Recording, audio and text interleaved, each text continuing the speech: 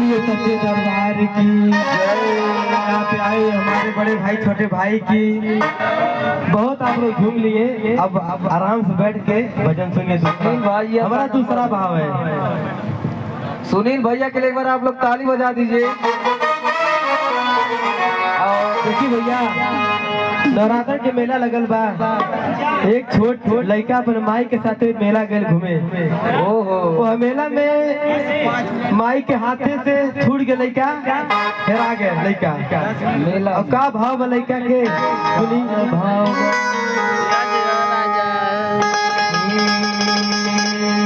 जय हो काका हो हमरा के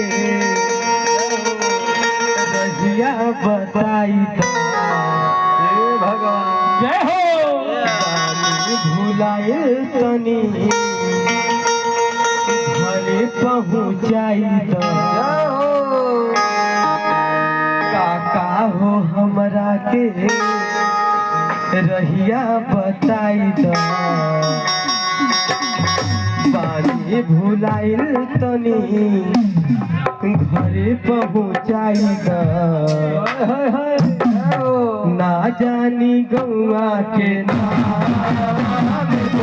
काली माई बाई काली माई बाई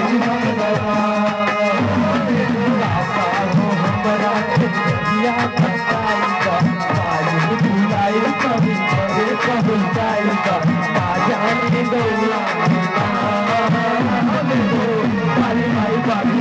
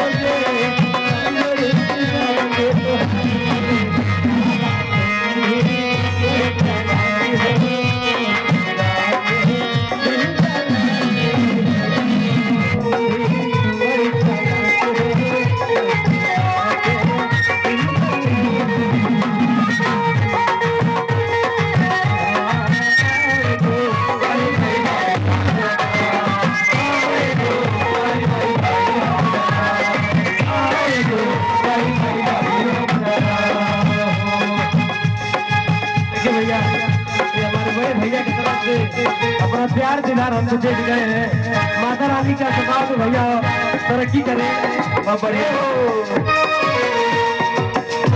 भैया की तरफ से था। देखिए भैया, अब गाना का भाव बदलत है। ऋतिक भैया